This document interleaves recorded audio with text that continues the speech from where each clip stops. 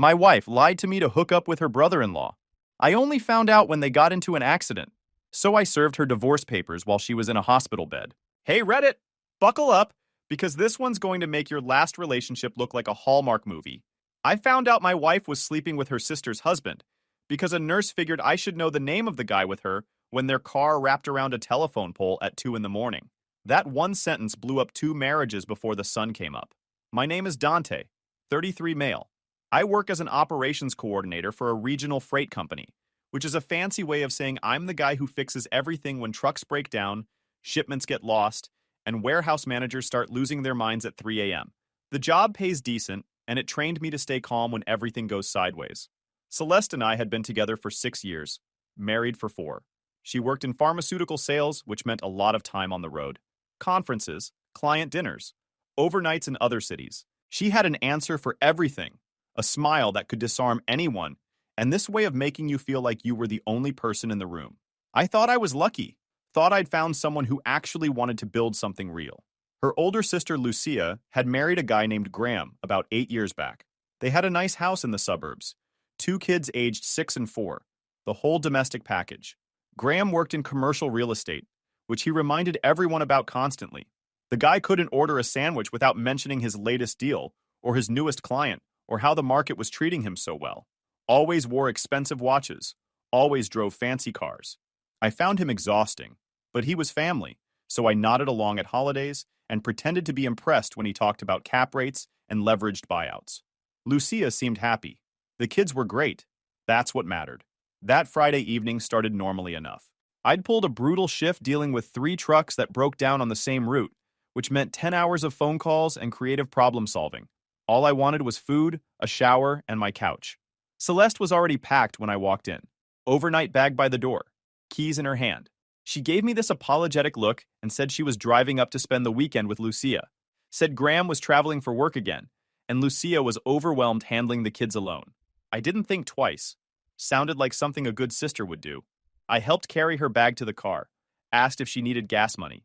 She laughed, kissed my cheek, and told me I worried too much. Promised to text when she arrived. I watched her pull out of the driveway, waved like a good husband, and went inside to microwave some leftover pasta. She texted around 8, said she'd arrived safely, sent a photo of what looked like Lucia's living room. I sent back a thumbs up and passed out. Around 2 in the morning, my phone rang. Unknown number. I almost let it go to voicemail. The woman on the other end had that calm, measured voice medical professionals use when they're about to drop a bomb on you. She confirmed I was Dante Ortega, confirmed I was Celeste Ortega's husband. Then she told me my wife had been admitted to County General following a vehicle accident about an hour ago. Stable, but injured. I needed to come in. My stomach dropped. My wife was hurt. Could have died. Then the nurse added something that completely messed with my head. She told me my wife wasn't alone in the vehicle. The other passenger was a Mr. Graham Whitmore. He'd also been injured and was being treated in the ER. I didn't respond for what felt like a full minute. Just stood there in my dark living room, phone pressed to my ear, trying to make sense of what I'd just heard. Graham Whitmore, my wife's brother-in-law, Lucia's husband, the guy who was supposedly on a work trip, in a car with my wife, at 2 in the morning, on a highway that led nowhere near Lucia's house. The nurse asked if I was still on the line. I managed to say yes. She asked if I'd be coming to the hospital tonight. Said Celeste was asking for me. Said she seemed confused and scared. I thanked the nurse for calling. Said I appreciated the information. She started to add something about Celeste needing family support, but I hung up before she finished. Then I sat down at my kitchen table and stared at the wall while my phone buzzed with calls from numbers I didn't recognize. My wife had lied about visiting her sister. Her sister's husband had lied about a work trip. Both of them had somehow ended up wrapped around a telephone pole together in the middle of the night. The math wasn't complicated. I wasn't going anywhere until I understood exactly what I was dealing with, and exactly how badly I'd been played. I waited until 6 in the morning to make the call. Figured Lucia would be awake by then, probably dealing with breakfast and getting the kids ready for whatever Saturday activities they had planned. She answered on the second ring. I kept my voice casual, asked if Celeste was up yet, if they'd had a good night, if Lucia needed anything. Long pause. She sounded confused. She said Celeste wasn't there, hadn't seen her in almost 2 weeks. Asked if everything was okay, because I was acting weird. I kept my voice steady. I asked where Graham was. Said I'd been trying to reach him about something and couldn't get through. Just wanted to make sure he was okay. Another pause. Then Lucia said Graham was in Denver on a work trip. Had left Thursday evening. Wouldn't be back until Monday. Some big commercial deal he'd been working on for months. Denver? Right.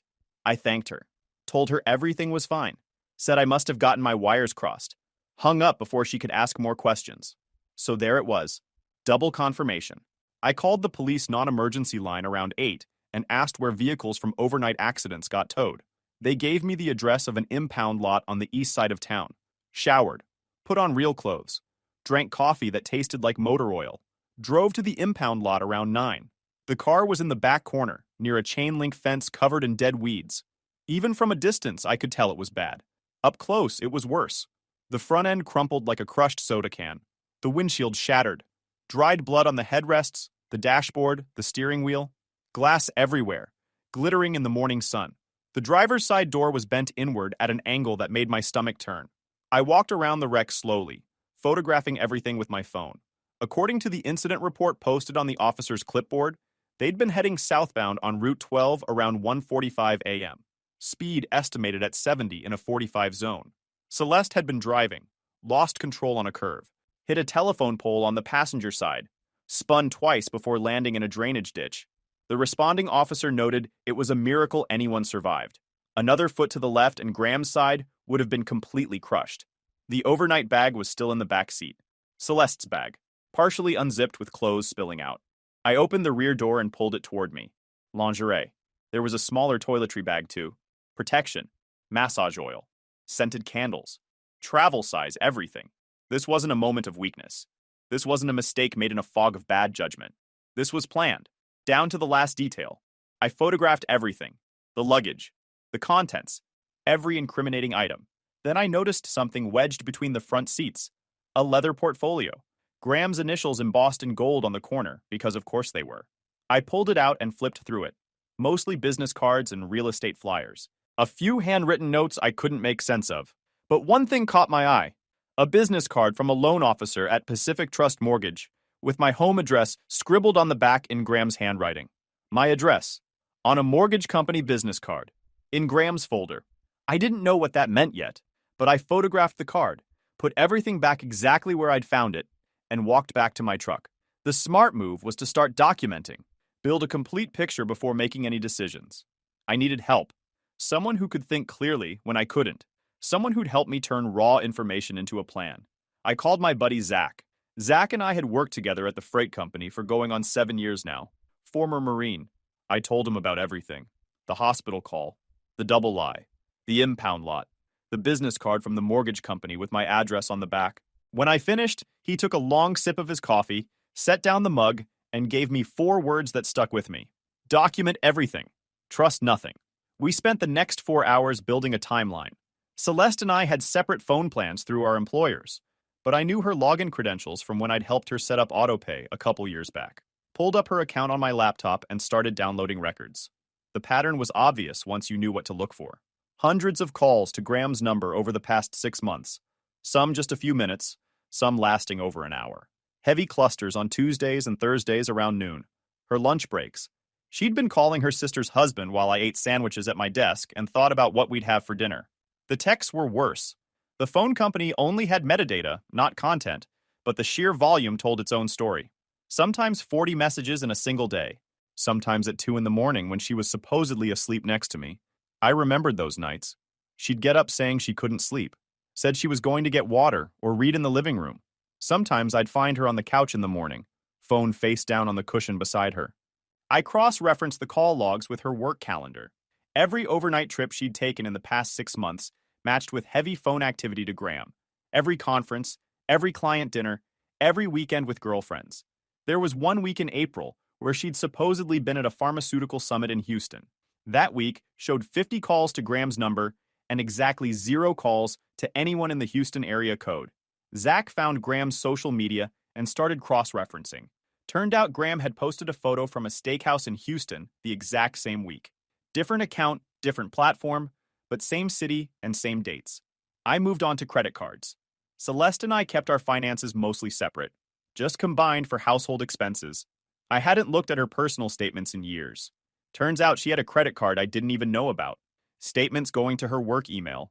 I only found it because her phone account included a list of linked financial services. The charges told their own story. Hotel rooms I'd never been to. Restaurants in cities where no conferences existed. A couple's massage at some boutique spa. Jewelry purchases I'd never seen her wear. 7 months minimum. This had been going on for at least 7 months. 7 months of looking me in the face every morning and pretending everything was fine.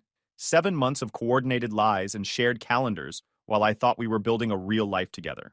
Zach pulled up public records on Graham's real estate company. It took about 15 minutes to find something interesting. Graham Whitmore Holdings, LLC had filed for Chapter 11 bankruptcy protection 9 months ago. Public record. His business was drowning in debt from bad investments and a commercial project that went sideways during the downturn. Suddenly, the timeline made sense. Graham's empire collapses. Graham needs cash. He starts an affair with his wife's sister, who happens to be married to a guy with a fully paid-off inherited house worth around $320,000. That mortgage company business card with my address on it suddenly looked a lot more sinister. I didn't know exactly what they'd been planning yet, but I had a bad feeling about it. Zach told me I should freeze my credit right away. Put alerts on all accounts. Check with my bank to make sure nothing had been started without my knowledge. Around 3 in the afternoon, Zach looked up from his laptop and asked if I'd told Lucia yet. I hadn't. Kept putting it off, dreading that conversation more than anything else. Lucia didn't deserve this. She'd built her whole life around Graham and those kids. Trusted him completely. Same way I'd trusted Celeste. I sent her a text asking her to call when she had a few minutes alone. Told her it was important.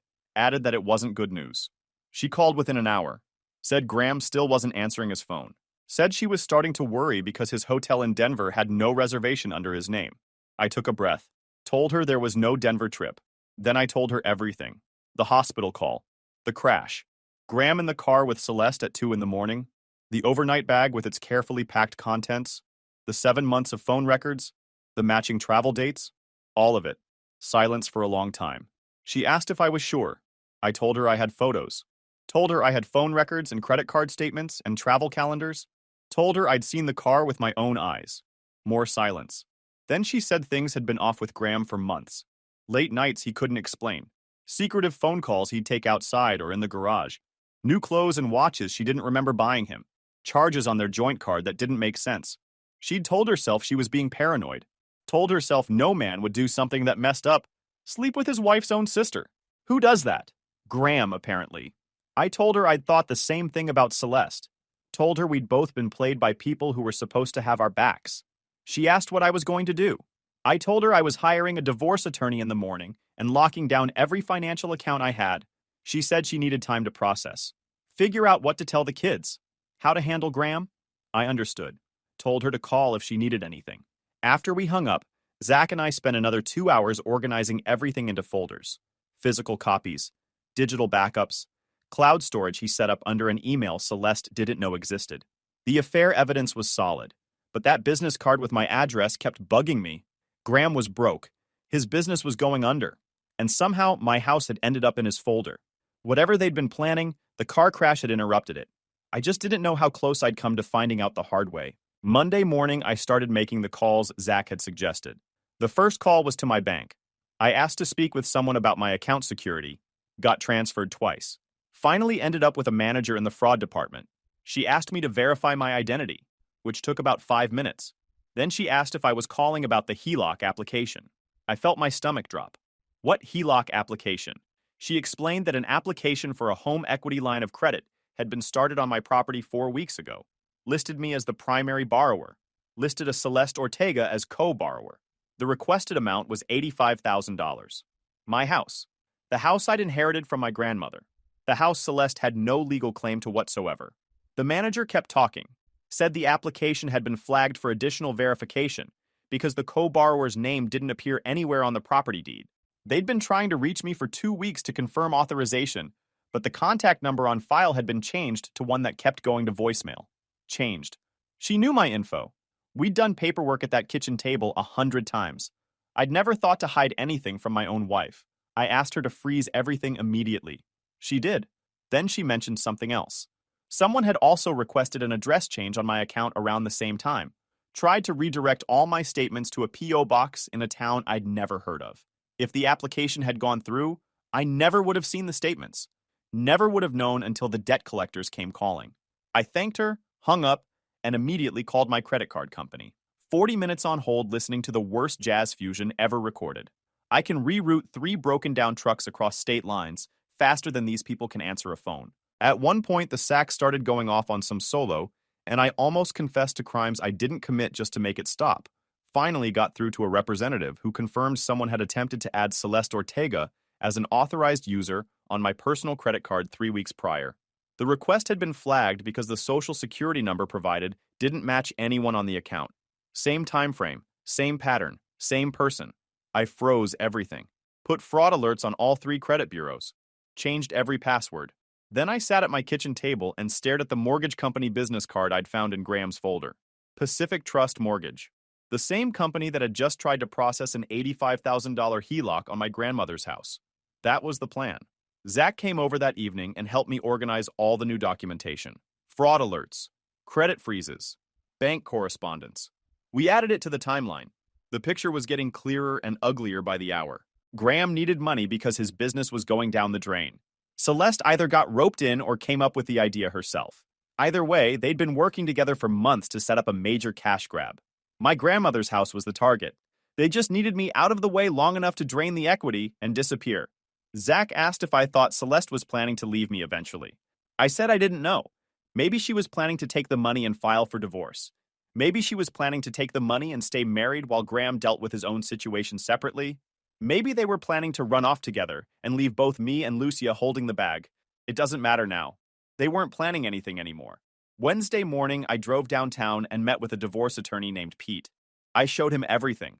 Phone records, credit card statements, HELOC documents, fraud alerts, the organized timeline Zach and I had built over 2 days of digging. Pete reviewed it all without any visible reaction. It took about 90 minutes. When he finished, he looked up and nodded once. He said I had one of the cleanest separate property cases he'd seen in years, plus solid grounds for a fault-based divorce with fraud implications. He laid out the strategy. The house was separate property, inherited before marriage, never mixed with marital assets. Celeste had no legal claim to it under state law. The attempted HELOC was evidence of financial fraud. The affair gave grounds for fault-based divorce, which would affect how assets got divided. Pete said he could have papers ready by Friday. Asked if I had any preferences on how Celeste should be served. I thought about it for a long time. Lucia had called me that morning. Said she was going to the hospital Thursday to confront Graham. Said she couldn't do it alone. Asked if I'd be there. If I was going anyway, I figured I might as well make the trip count. I told Pete to have everything ready by Thursday afternoon. Told him I wanted her served at the hospital, in person, with witnesses. He just wrote it down and said he'd arrange a process server. By Thursday, Celeste had been moved out of the ICU. Broken ribs, fractured collarbone, concussion, stitches across her forehead. She'd be in the hospital another week minimum. Graham was in worse shape, shattered pelvis, internal bleeding, some kind of spinal compression issue, months of recovery ahead, might not walk normally again. Couldn't have happened to a nicer guy. Celeste's parents had been calling me nonstop since the accident. Her mother cried about how scared Celeste was, how she kept asking why I hadn't visited, how I was being cruel and vindictive for no reason. Her father left voicemails calling me cold, heartless, and unworthy of their daughter. One rough patch. That's what they called it. Every family goes through challenges. Marriage requires forgiveness. I ignored the voicemails. Didn't respond. They didn't know about Graham yet. Lucia wanted to be the one to tell them. Wanted to see their faces when they realized their precious son-in-law had been sleeping with their other daughter. Thursday afternoon, I drove to the hospital with Pete's process server following in a separate car. Guy named Raymond. Lucia met me in the parking lot, dark circles under her eyes, hands shaking when she reached for a hug. She told me she'd already been to see Graham that morning. Walked into his room, looked him in the eye, and told him she knew everything. He denied it at first. Said there must be some misunderstanding. Said Celeste was like a sister to him. When Lucia brought up the phone records, he switched tactics. Said Celeste had seduced him. Said she'd been coming on to him for months and he'd finally caved. When Lucia brought up the HELOC documents, he stopped talking entirely. She'd left without saying another word. Said she'd filed for divorce that afternoon. Her attorney was already drawing up custody arrangements. Now it was Celeste's turn. Celeste was sitting up in bed when we entered. Bruises across her face. Arm in a sling. Hospital gown hanging off one shoulder. She looked smaller. When she saw me, Her whole expression changed, relief washing over her face like I was the answer to every prayer she'd been whispering for the past 5 days. Dante. Her voice cracked on my name. You came. I've been asking for you for days. I didn't get why you weren't here. I was so scared. The nurses wouldn't tell me anything. I thought something had happened to you too. She reached for my hand. I stepped back. I thought you'd never come. She kept going, tears starting to form. I know I have stuff to explain. I know this looks bad, but it's not what you think. Please just let me explain. Everything got so messy and I didn't know how to tell you and… Celeste. I cut her off. Stop. She blinked, confusion replacing the desperate relief. Raymond stepped forward from behind me. Professional. Calm. He confirmed her full legal name. Confirmed she was Celeste Marie Ortega. Then he handed her the envelope and said the formal service statement. She stared at the papers like they were written in a foreign language. Then she looked up at me. Then at Lucia standing in the doorway. What is this? Her voice had changed. Harder. Lucia answered before I could. I know about Graham. About the hotel rooms. About the 7 months of calls and texts. About the HELOC application on Dante's house. About the credit card fraud. About all of it. Celeste's face went through about 6 different expressions in 3 seconds, finally landing on wounded innocence. That's not… You don't get it. Graham manipulated me. He told me how unhappy he was. I never meant for any of this to happen. I was confused, and he took advantage of… You packed lingerie. I kept my voice flat. You rented a P.O. box to redirect my mail. You tried to add yourself to my credit cards. You started a home equity loan on property you have no legal right to. This wasn't confusion. This was planning. Celeste opened her mouth to respond, but Lucia cut her off. You're not my sister anymore. The words just hung there. Celeste's face crumpled. She started crying and reaching for Lucia, saying her name over and over, begging her to listen. Lucia turned and walked out without looking back. I followed. Celeste's voice echoed down the hallway behind us. A nurse hurried past us toward the room. I didn't turn around. Her parents called me that night, both of them on the line, furious beyond words. Said I'd ambushed their injured daughter in her hospital bed. Said I'd turned Lucia against her own sister with lies and manipulation. Said they'd always known there was something cold about me and now they had proof. I told them to ask their daughter about Graham, about the HELOC, about the 7 months of documented lies. They said I was making excuses. Said Celeste would never do something like that. Said I was trying to justify abandoning my injured wife. I told them to call Lucia and ask her directly.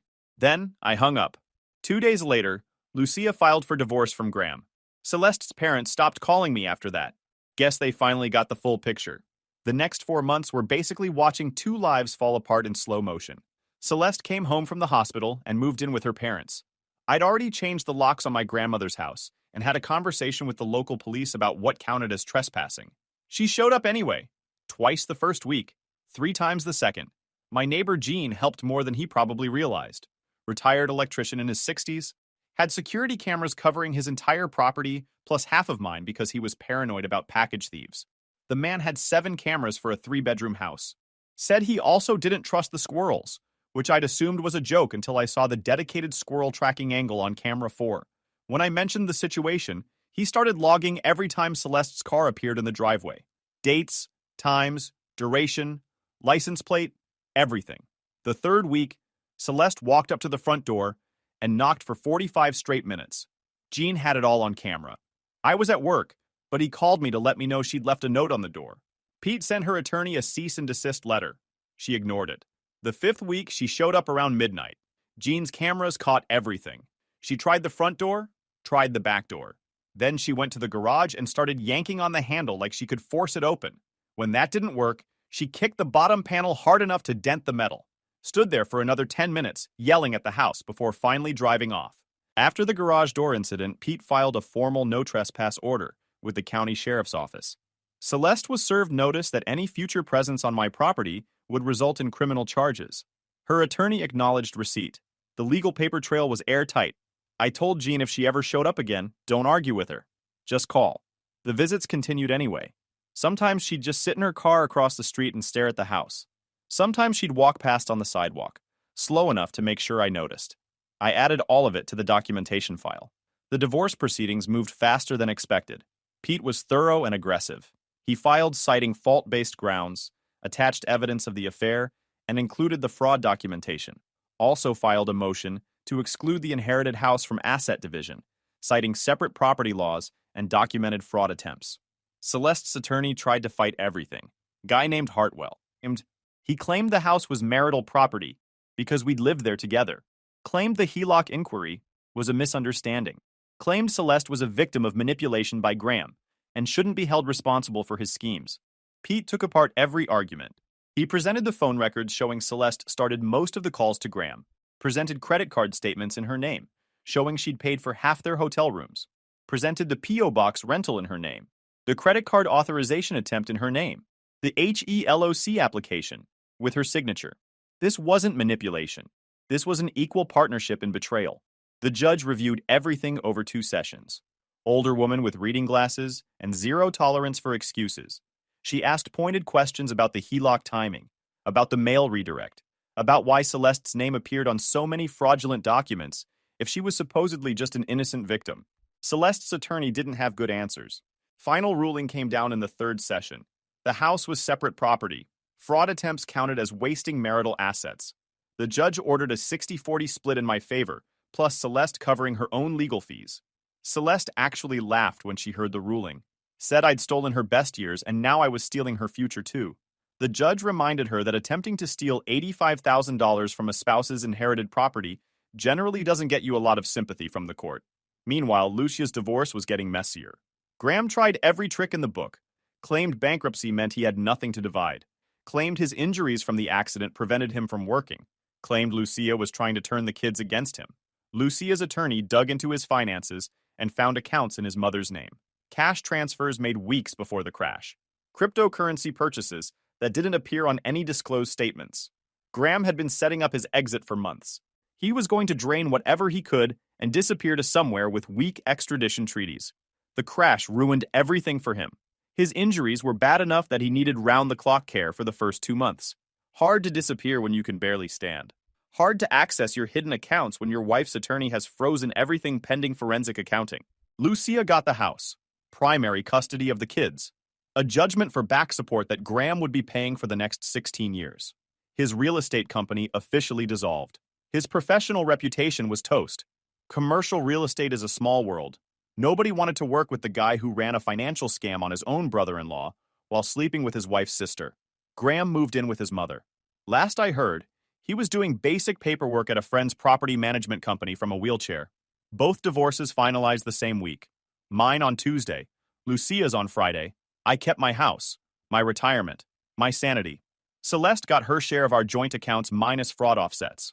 Moved back in with her parents permanently after getting let go from her pharmaceutical job during her extended medical leave.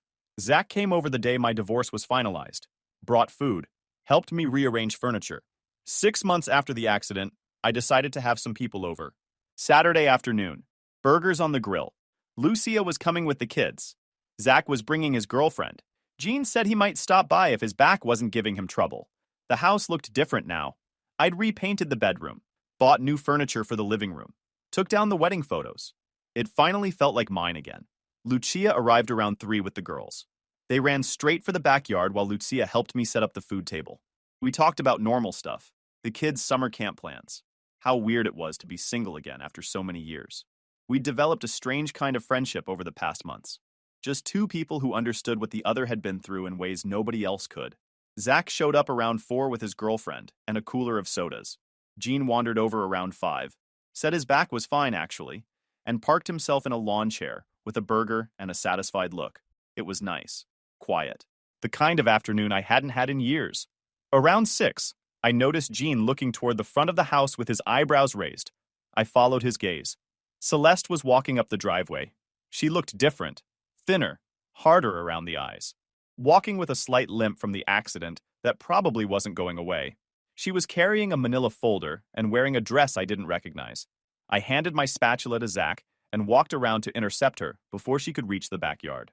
She stopped about 15 feet away when she saw me coming. I've been trying to get a hold of you for 3 weeks. Her voice was steady, practiced, like she'd rehearsed this. You blocked my number. You blocked my email. You won't respond to anything. Because we're divorced. There's nothing to talk about. I disagree. My new attorney found problems with the property ruling. There are grounds to revisit the asset division.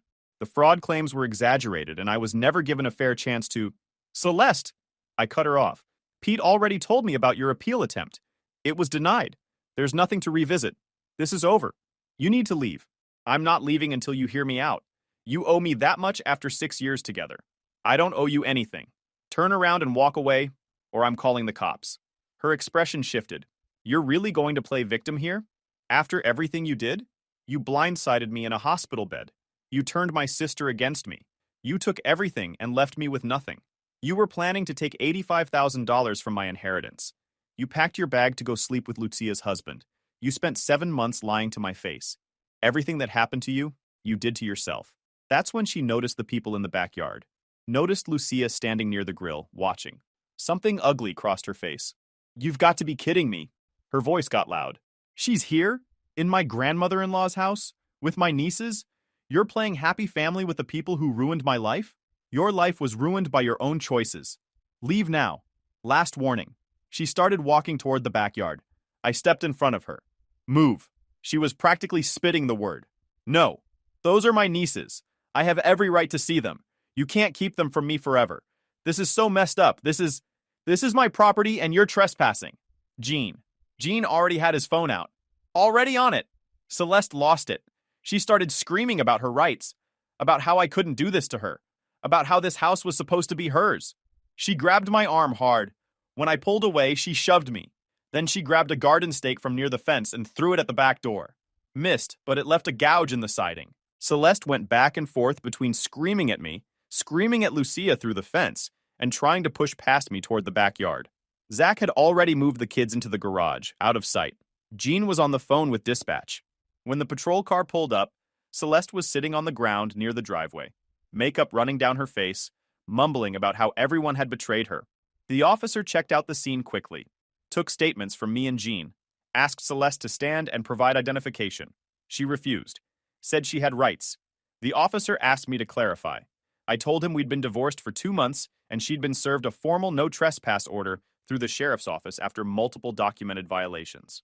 He turned back to Celeste and asked her politely to leave the property. She refused again, started yelling about lawyers and lawsuits and how everyone was going to pay for what they'd done to her. The officer warned her that refusing to leave private property after being asked by the owner was criminal trespass under state law. She called him a name I won't repeat. He cuffed her, put her in the back of the patrol car. As they drove away, Celeste was still yelling through the window. Something about how I'd regret this, how she'd make me pay, how this wasn't over. I watched until the car turned the corner and disappeared. Then I walked back to the grill, took the spatula from Zach, and asked if anyone needed a refill on their soda. Zach raised his cup. Lucia laughed for the first time all day. Jean said that was the most excitement he'd had in years. We finished dinner as the sun went down. Lucia left around 8 with the girls asleep in the back seat. Zach and his girlfriend headed out shortly after. Jean walked back to his place, said he'd send over the camera footage in case I needed it for court. I sat on my back porch alone as the last light faded. The house was quiet, something that actually felt like home. Some people survive car crashes.